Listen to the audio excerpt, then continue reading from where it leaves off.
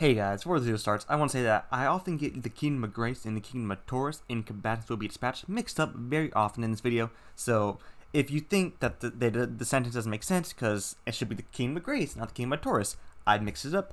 I know that, and I just don't want to re-record it. Thank you, and enjoy the video. Konosuba, a very popular series parodying the isekai genre. This is a series well known for its funny characters and enjoyable humor. This is a series I've made countless videos on, all of which are outdated and probably pretty bad, so don't go watch them. But just to give you an idea about how outdated these videos are, let me play a quick clip for you. Anyway guys, I hope you enjoyed today's video. Personally, I really enjoy Megumin as a character.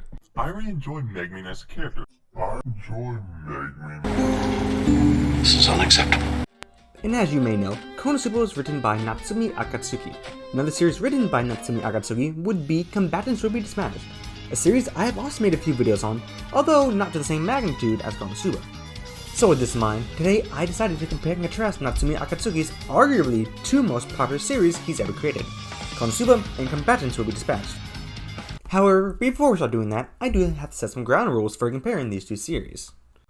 First and foremost, I cannot ignore the fact that Konosuba has had far more time to develop its story, characters, and worlds compared to Combatants Will Be Dispatched. I mean, there are 17 mainline volumes that conclude the main story, 5 Megumin volumes, 7 Dust Farms, 1 Vanir volume, and 1 Fantastic Days volume, all of which cover Konosuba's world and its characters. Combatants, on the other hand, has a measly 6 mainline volumes, and that's it. And if we were to look away from the source material, Konosuba has 2 seasons of anime along with the movie and a mysterious new animation project on the way that has yet to be revealed as the date of this recording, whereas Combatants only has 1 season of anime, and once again, that's it. Basically, my point here is that it's frankly unfair to compare Konosuba in its entirety to Combatants Will Be Dispatched. So, if you want me to say it's alright, I have to admit that Konosuba is probably the better series overall, simply due to the fact that its world and characters have had over 4 times the amount of material, along with the fact that Konosuba's story is completed and ready for you to consume in its entirety. But I didn't just make this video to say that Konosuba is a better series. No, I made this video to compare and contrast these two works of the same author. But how will I accomplish this when there is such a large disparity in content between the two series? Well, for the sake of this video, I've decided to only cover the first 6 mainline volumes of Konosuba and compare them to the only 6 Combatants volumes and see how they stack up. This was really the only way I could think of to fairly and justly compare these two series, and that's how we're going to roll for the rest of this video. The next thing I have to say, and I believe this should be rather obvious, but I am going to go in depth discussing the first 6 volumes of Combatants in Konosuba, so please expect spoilers. While I don't feel as if this warning is necessarily needed for Konosuba, considering that the first 5 volumes have been covered in the anime, I do believe it is very necessary for Combatants. The anime of Combatants only covers the first 2 volumes, and so much happens in volumes 3, 4, 5, and 6 of Combatants that aren't shown in the anime or manga at this time. So if you don't wish to be spoiled here, go kick off and maybe read the Combatants Will Be Dispatched light novels. Trust me, they're very fun and enjoyable reads, and you definitely will not regret the time that you spend with them.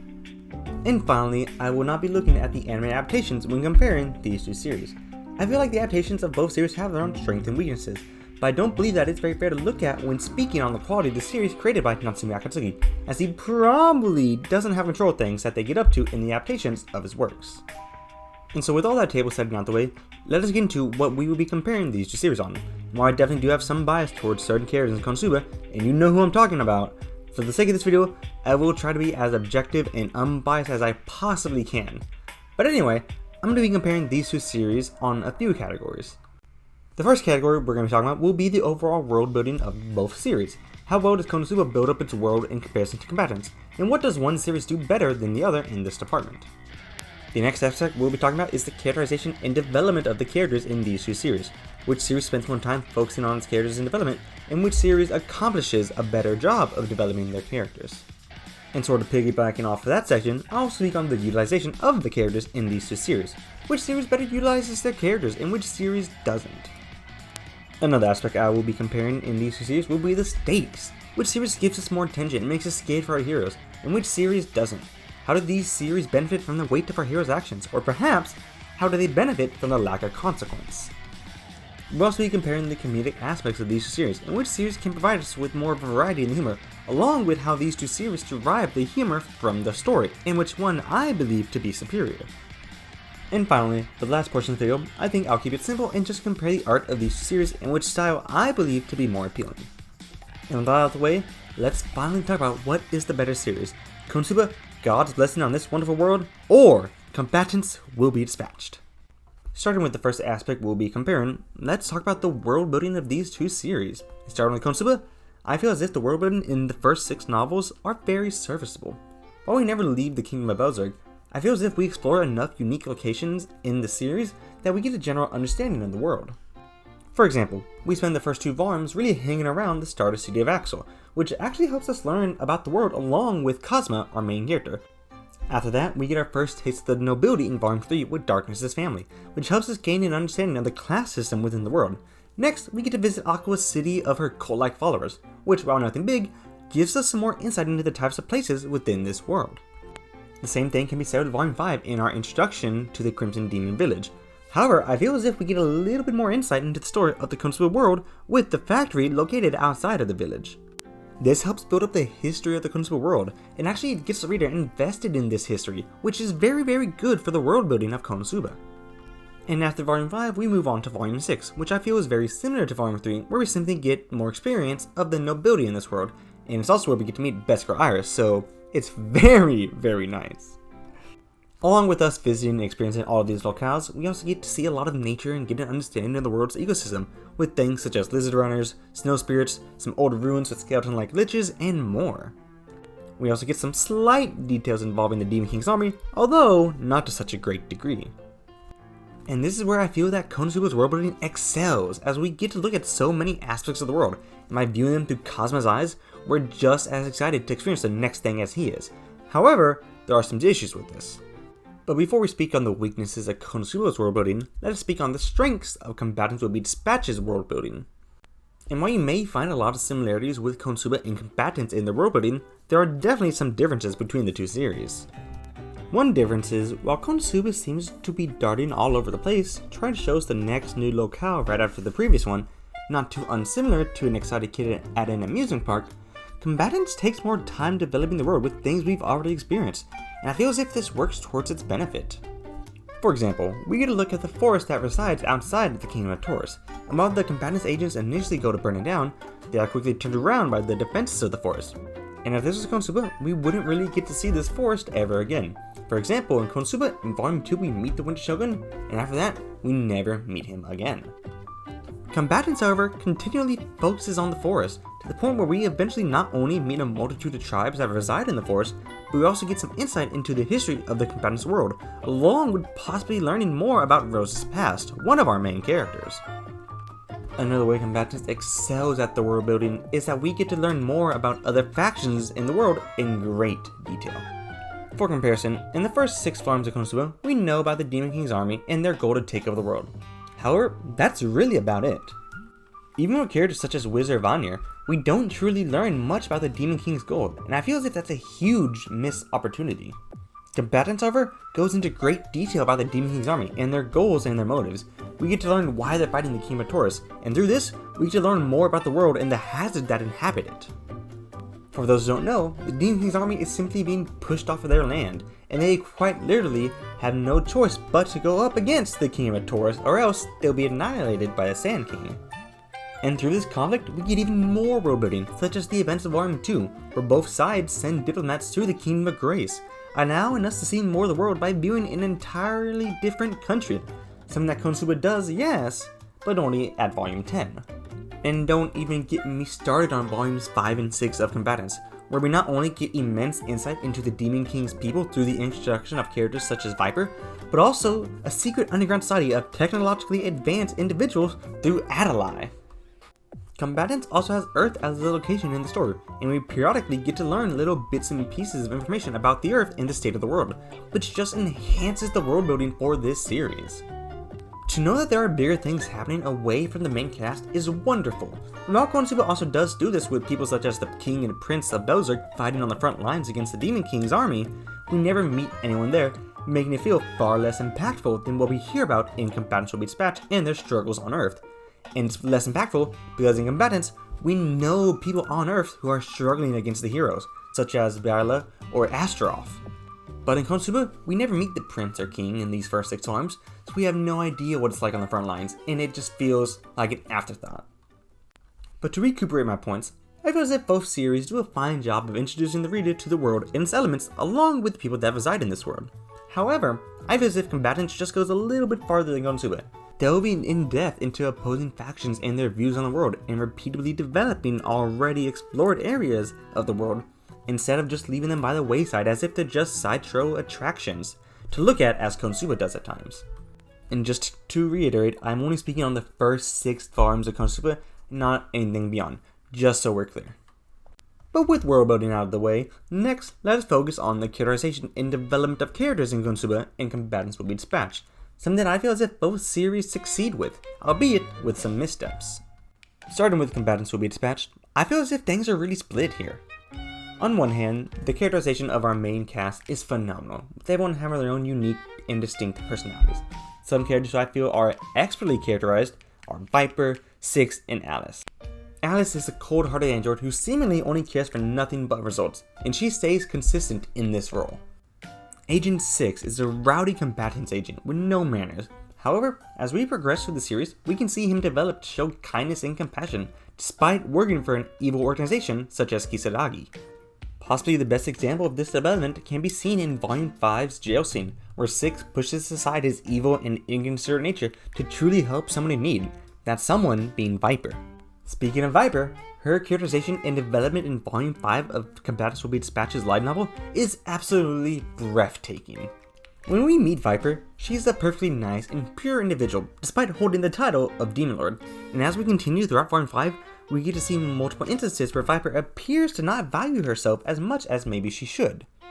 And this is very interesting, but you could try and say that this is just how she is as a character, and that this trait of hers is for comedic effect. However, as you read through Volume 5, you'd be proven wrong. The reason Viper seemingly doesn't value herself in some scenes is because she has resigned herself to an execution to amend for all the lives lost in the war with the Kingdom of Taurus. But Viper is struggling with what she feels is her duty in the fact that she wishes to just simply live, and through the cell scene in Volume 5, which I should say is maybe my favorite scene in all of Combatants and Konosuba put together, she realizes that she should live for herself and possibly even be a little selfish by going through this route. And after this moment, we can clearly see Viper valuing herself, seen in the opening chapter of Volume 6 along with her escape from the castle in Volume 5. But what makes this development so amazing for me is that she doesn't revert back to the same character she was before the development of Volume 5. Instead, Viper has very clearly grown and changed as a person throughout Volume 5, and I find this to be absolutely amazing writing for this character. Unfortunately, however, not all of Combatants' characters are handled as brilliantly as Viper. And for example, let's look at Snow, who in the first volume of the series is shown to be a greedy character who only cares for wealth and her status in the Kingdom of Taurus. However, as Volume 1 goes on, we get to see her grow to find a sort of family within her unorthodox team, and when she's betrayed by that family, you can see the hurt and conflict within her, showing that she has developed to care for more than just wealth and status. And by the end of Volume 1, Snow has seemingly moved past her greed for wealth and status and throws away her pride for the sake of others. And while I find this to be great development, she simply goes right back to the way she started Volume 1 in when Volume 2 begins. I mean, in just this scene alone, you can very clearly see her trying to seduce the Prince of the Kingdom of Grace to get not only higher status in Taurus, but perhaps even a higher status in the Kingdom of Grace, along with Hime, which really confuses me considering that we just got in this scene in the previous volume. And I feel as if this is a constant theme with the characters of Combatants Will Be Dispatched, aside from Viper. Every volume of Combatants focuses on a specific character, yet I feel as if their development doesn't really carry over to the next volume.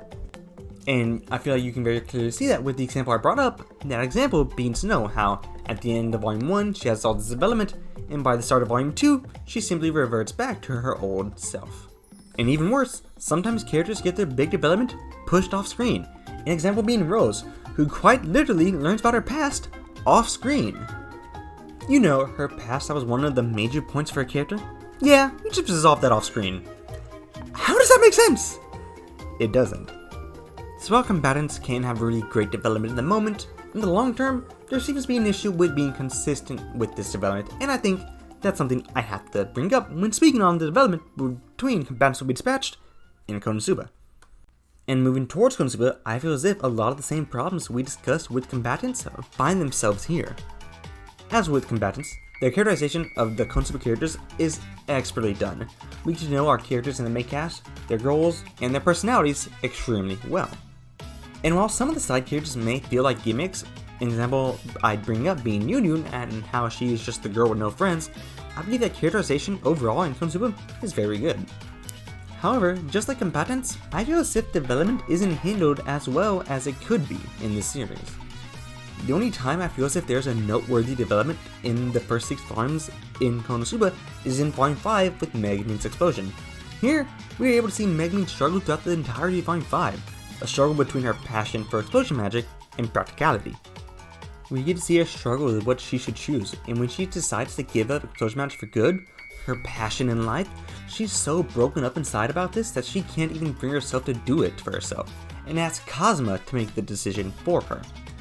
And when Kazuma decides to allow Megumin to pursue her love for explosions, this not only squashes her inner conflict that has been building up for the entire volume, but also begins to develop her romantic feeling towards Kazuma in future volumes of the series. I think that this development is absolutely amazing for Megumin's character, and if all of Konosuba's development was as good, I would feel confident in saying that Konosuba blows Combatants out of the water in this section. But in these first 6 volumes, this is really all the development we get. For example, Kazuma doesn't go through any development, nor does Aqua, and nor does Darkness.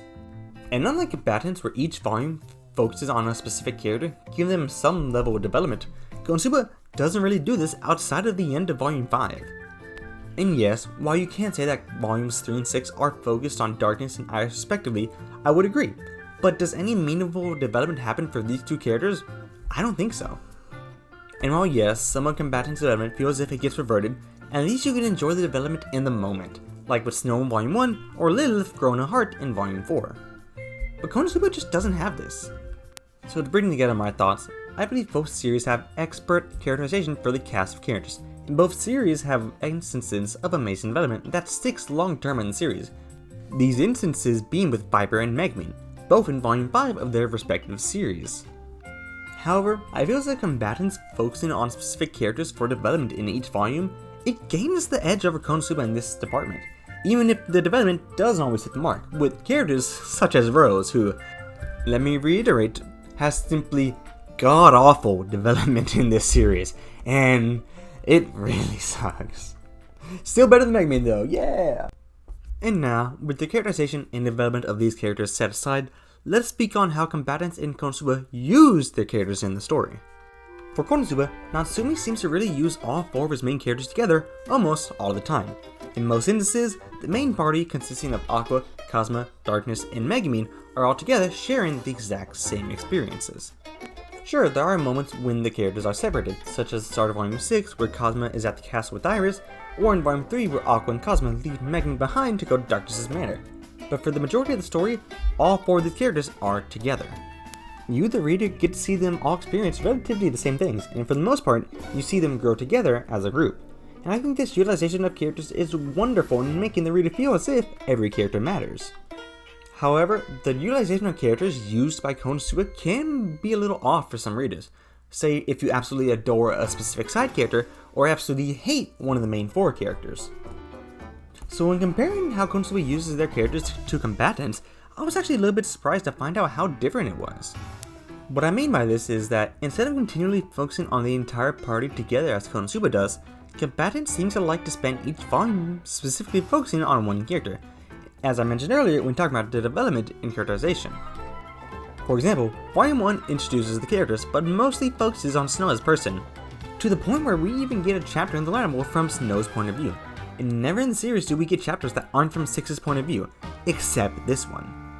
And moving on from Volume 1, Volume 3 focuses on Grim and her Undead Festival, Volume 4 focuses on Lilith, Volume 5 focuses on Viper, and Volume 6 focuses on Viper and Adelaide. Really, the only volume that adapts Konosuba's method of having everyone together for the majority of the story is Volume 2, which I actually find to be the weakest volume of the series. But my point here is that these 2 series take very different approaches on how they utilize their characters. Konosuba likes to group everyone together, whereas Combatants seems to split people up for their individual moments. And while you can criticize Konosuba for not giving the individual characters time to shine, I feel as if you can also heavily criticize combatants. Sure, characters get their moment of development, and that's great, but for the most part, after they get their development, they're thrown to the sideline so another character can have the spotlight. The only characters and combatants who don't suffer from this issue are Rose and Viper, and even then, Rose doesn't suffer from this issue because she never leaves the sidelines in the first place. So which series better utilizes its characters? Well, I can't really put one over the other here. Both have their own strengths and weaknesses, and I feel as if this just goes to show how different these two series can be, despite being from the same author. And now that we've finished speaking on the characterization and the utilization of characters in Konosuba, let's us now speak on the level and value of stakes in these two stories. And starting with Konosuba, for the most part, I view that the stakes are handled well enough. In Konosuba, every obstacle we encounter in the plot within the first 6 volumes is resolved in the same volume that it is introduced in. For example, Valdia is introduced in Volume 1 and is defeated that same volume. The Mobile Fortress struggle is brought into discussion in Volume 2 and quickly defeated in that same volume, and the list can continue, with Vanir being in Volume 3, Hans being in Volume 4, and Sylvia being in Volume 5.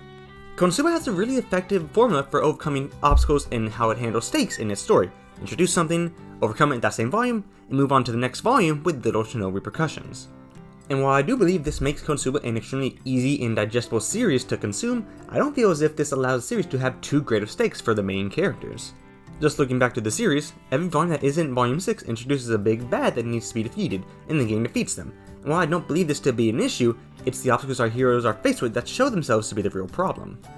In these first 6 volumes alone, Cosmo, Aqua, Darkness, and Megan are able to defeat 4 out of the 8 Demon King generals with relative ease.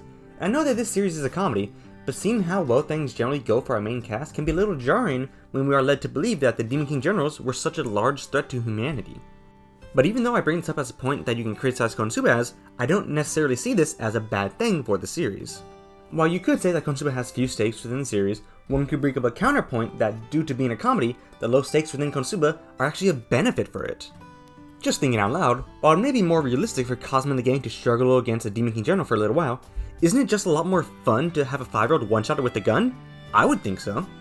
So with this in mind, I argue that the lack of stakes actually enhances the humor in Konosuba. So while I believe that Konosuba does seem to lack some stakes within the series, with everything going generally pretty well, threats being dealt with as swiftly as they appear, and always having Aqua to revive Cosmo when he dies, I think this actually enhances some comedic aspects of the series and works in its favor. Moving towards combatants, we can see a slightly different approach on how stakes are handled in the series.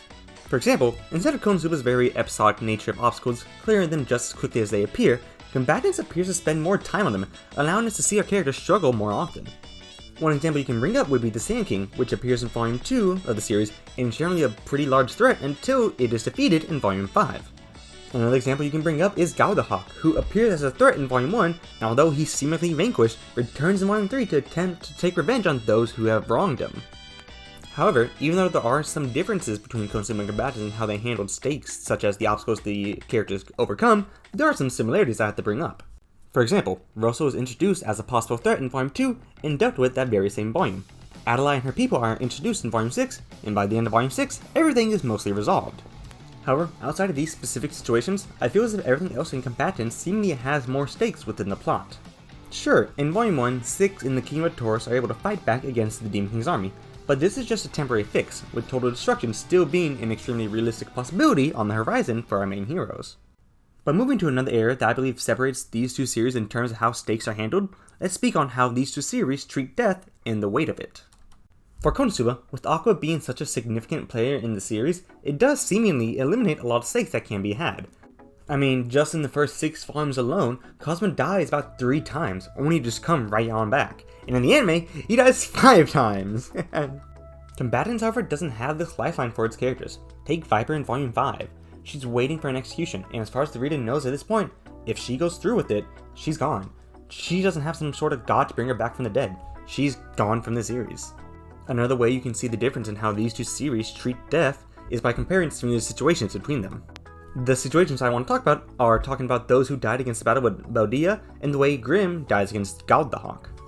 In both these situations, we are led to believe that characters have died against the foe our party is currently up against. For Konosuba, the attention focused on the fact that Valdia is mowing down Grimm's adventurers that attacked him is quickly redirected towards Darkness, who challenges him and then quickly becomes a comedic beat involving Darkness's masochism. Combatants, however, takes an entirely different approach here. When Grim seems to have been crushed to death after having just woken up, we are not only exposed to the gravity of the situation, but 6 also acknowledges how serious things are. And to further the differences between these two scenes, in Konosuba, Aqua brings everyone who died back to life, sort of to tell the viewer that they weren't in any real danger as long as Aqua was still hanging out around somewhere. But in Combatants, it's entirely different. We aren't told that death is something that can be ever so easily fixed for everyone, only for Grim. The reader is led to believe that 6 and his team are simply lucky that Grim was the one who took the blow, telling us how dangerous and serious this world truly is. Another situation we can look at is Cosma during the Hans fight and 6 during the Russell fight.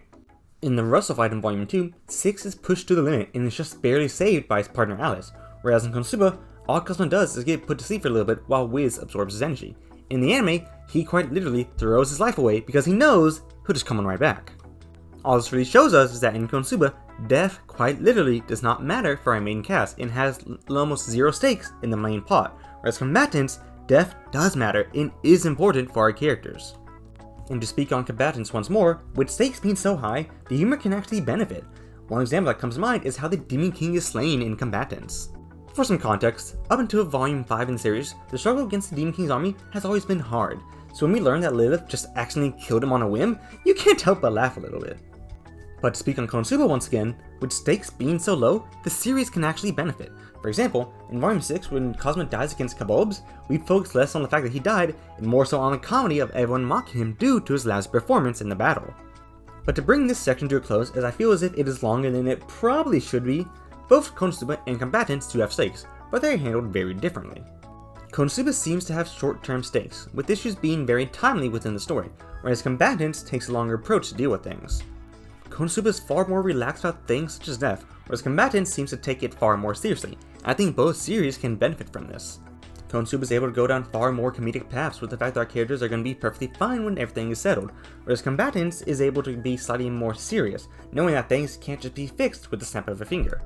So with all that said, in this section I cannot really put one series over the other. Sure, Combatants might have higher stakes and more consequences and repercussions for the things our characters do, but Konosuba is able to bring out far more comedic value with their limited stakes, something I think no one would complain about.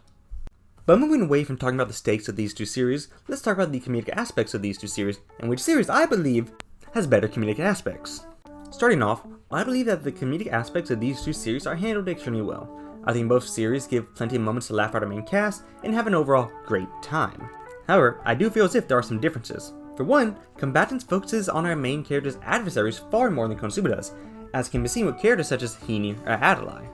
Konosuba unfortunately doesn't even have the chance to do this very much at all, as most adversaries in the series are quickly dealt with, as discussed previously. This isn't to say that Konosuba's adversaries can't be funny, because trust me, they very much are. It's just that I believe they exit the stage far too quickly and lose some comedic value that they could bring. But to counteract this, Konosuba does seem to spend more time focusing on the main cast of characters together and their chemistry as a whole. For example, the reader really gets to have a lot of fun with Aqua, Darkness, Megumin, and Kazuma. The reader gets to laugh at their expenses at each other, and this can lead to very fun and an enjoyable setting, with everyone being the punch of the joke. However, there is a drawback to this. If a reader doesn't particularly enjoy one member of the main cast, they may get irritated with them being the focus of the humor so much of the time, something that I myself am guilty of with you-know-who. Another issue that can arise is that if you absolutely adore a specific side character and they don't show up as much as you'd like them to, you'll be left feeling as if the series is wasting opportunities by leaving them by the wayside. This is an issue I also have with Konosuba, with a specific character that you should know who I'm talking about. Combatants doesn't have this issue though, as each volume aside from Volume 2 mainly focuses on one specific character and the hijinks that they can get up to with Agent 6, along with allowing us to regularly mix in side characters. We get to fully utilize a specific character's comedic potential, and we also get to regularly see more of the side characters, some example I would bring up being Hini or Tillis. But like Konosuba, there's a drawback to how comedy is handled and presented in Combatants. Because we tend to focus on one character at a time, if you really adore a specific character and their comedic value that they bring to the series, you might be left wanting more, as they could just not show up very much at all. An example I would bring up would be Rose, who despite having a lot of comedic potential in the story, gets pushed to the curb and basically gets forgotten. Another issue with Combatants is that if you really dislike a character and don't find them particularly funny, you're going to feel very displeased when the series eventually turns its focus onto them. For example, if you absolutely despise Grim, you may not enjoy Volume 3 of Combatants very much at all. But while these two series derive comedic value from the characters and how they use, both series having their own pros and cons, there are other areas where you can get comedic value from, that being some of the creative situations in the worlds of these two series. And this is where I believe Combatants quite easily shuts out Konosuba. Konosuba is a very simple and basic fantasy world, and while that isn't a bad thing at all, that's all there is to it. Combatants, on the other hand, can offer far more creative and uniquely funny situations. I say this because not only does Combatants occupy the same basic fantasy world just as Konosuba does, but there's also a secret society of technologically advanced people living underground, bringing in a sci-fi element into the series.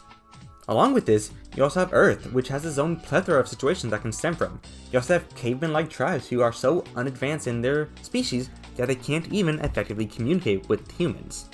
So while I believe that both series have their own unique ways of gaining comedic value from the characters, both with their own positives and negatives, the Combatants world can provide far more unique and fun situations than Konosuba's can due to the more unique and diverse setting, owing mainly to Earth and Adelites people, along with the fantasy environment that it shares with Konosuba. Now moving on towards the plot of these two series, here's another area where I believe that Konosuba just cannot compete with Combatants. Konosuba's plot is just about as generic as you can get. A Shonen NEET dies in an accident and is sent to another world to kill the Demon King. Combatants, on the other hand, seems to have a much more interesting plot. For Combatants, the plot revolves around the evil organization Kisaragi and their conquest of, well, everything. And with Earth on its last leg, the Kisaragi supreme leaders send one of their most trusted agents to another planet, far off in the stars, to subjugate and take it over. As you can see, the plot for Combatants is just far more interesting and less generic than Konosuba's. However, I should mention that Konosuba's plot is almost generic on purpose. The series is a parody of the isekai genre where Japanese kids get sent to a fantasy world to kill the Demon King.